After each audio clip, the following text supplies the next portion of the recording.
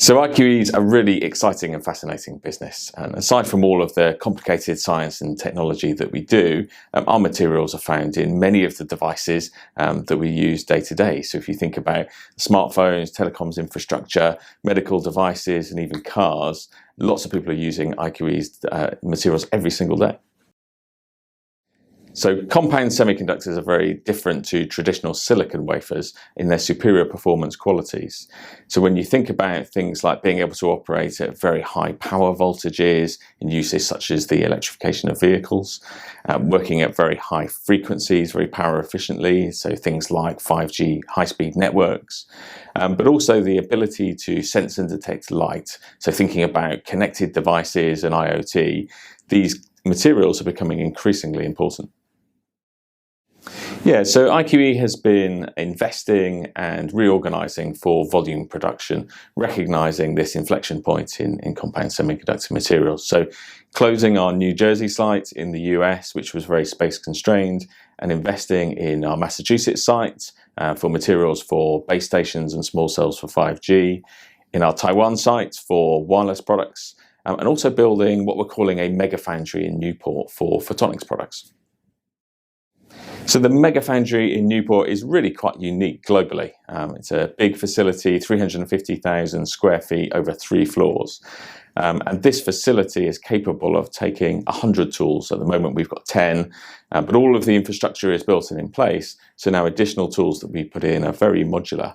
And the foundry is at the heart of the cluster for compound semiconductors in South Wales. IQE is one of 4 companies there, working with the government catapults and local universities to really build out end-to-end supply chains in compound semiconductors. So we think that 3D sensing will be huge. At the moment, it's commonly found in premium smartphones for 3D facial recognition, but it is also very relevant to the other side of the phone, to what's called the world-facing camera and time-of-flight solutions. So there it can improve photography and really enable things like augmented reality. So we see the proliferation of 3D sensing in the smartphone really taking off in coming years.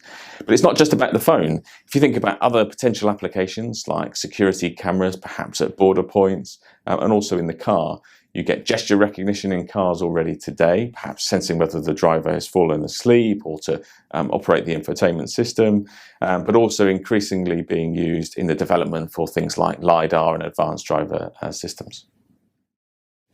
So at the moment, IQE is in the power amplifier within the phone, which is part of the front-end module of a smartphone. And that's a module that contains power amplifiers, filters, and switches.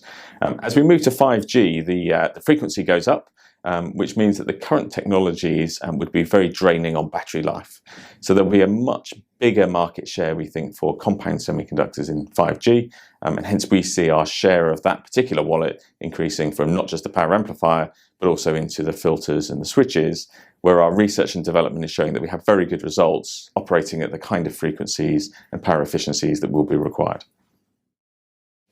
So it's really important in this business to invest ahead of the curve to make sure you have capacity.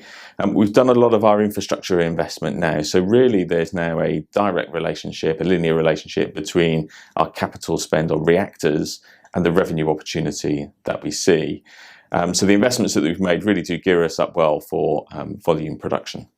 The fixed cost base of the business means that actually as we do that, then margins can expand significantly. So this is not a people-intensive industry. The infrastructure is there, so rent and rates don't increase with volume, and whilst utilities increase a bit, they're not linear either.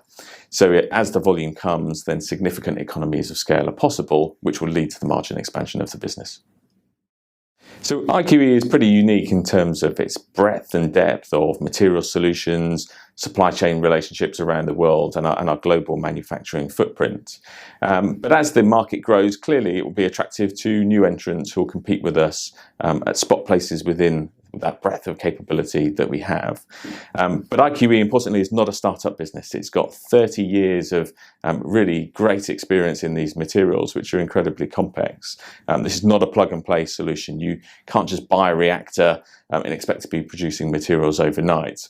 And our research and development effort means that we plan to stay ahead of the curve, even though other entrants will be attracted to the market. So IQE is a materials solutions provider. We make wafers, which are essentially a substrate with layers of epitaxy on top, which are very thin layers of different compounds. Those wafers are sold to chip manufacturers. So these are the companies that cut those wafers into individual chips and package those and produce the chips. These are then sold on to module makers, who effectively are the component suppliers to the end device OEMs. Now, sometimes some of those steps are vertically integrated, but IQE's approach to this is to be a pure materials player. So that means that we can service the whole market, and we're agnostic as to who the winners and losers are, both at the chip level and at the device OEM level.